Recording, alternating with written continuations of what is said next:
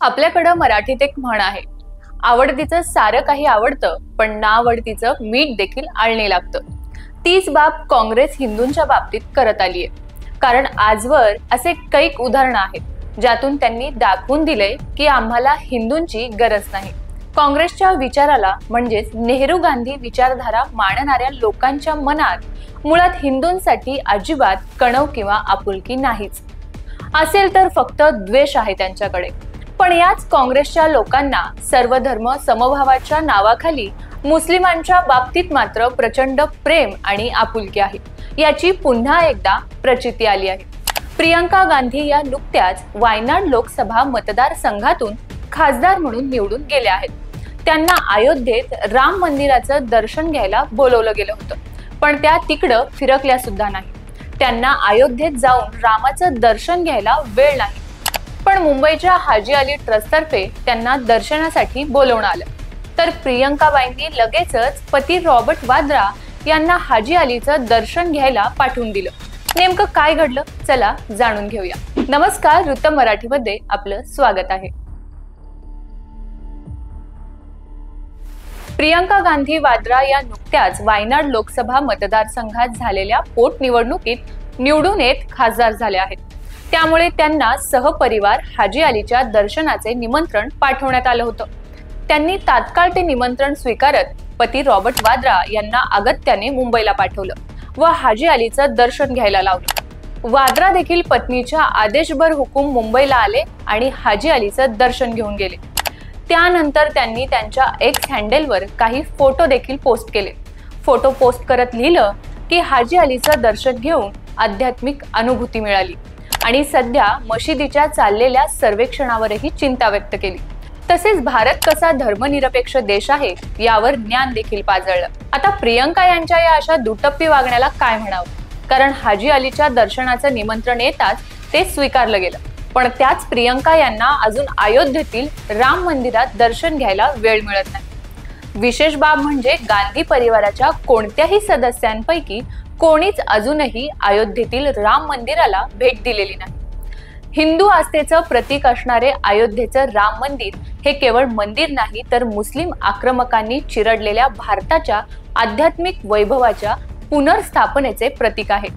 पण ज्या कुटुंबाची मुळच जवाहरलाल नेहरूंच्या इंग्रजाळलेल्या विचारसरणीची आहेत, त्यांना हे समजूच शकत नाही. कारण नेहरूंना त्यांच्या सत्ता काळात काही केल्या अयोध्येतून रामाची मूर्ती मंदिरातून हटवायची होती. त्यामुळे त्यांच्याकडून प्रभू श्रीरामचंद्रांविषयी प्रेमाची आपुलकीची अपेक्षा करणंच मुळीच चुकीचं आहे. नेहरू गांधी घराण्याने कायमच मुस्लिम मतांना आपल्याकडे आकर्षित करण्यासाठी सगळेच डावपेच आजमावले आहेत. त्यामुळे जर राम मंदिराच्या दर्शनाचे निमंत्रण स्वीकारलं तर हक्काची मुस्लिम मतपेढी हातातून जाण्याची त्यांना भीती वाटली असावी. त्यामुळेच त्यांनी हाजी अलीच्या दर्शनाचं निमंत्रण स्वीकारलं आणि प्रभू श्रीरामांच्या दर्शनाचं निमंत्रण नाकारलं असावं, असं देखील म्हणता येऊ शकतं.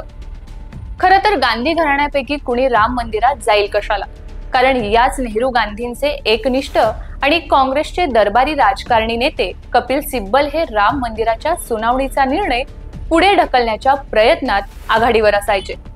सर्वोच्च न्यायालयात सातत्याने राम मंदिर होऊच नये याबाबत जोरदार युक्तिवाद सिब्बल यांनीच केला होता.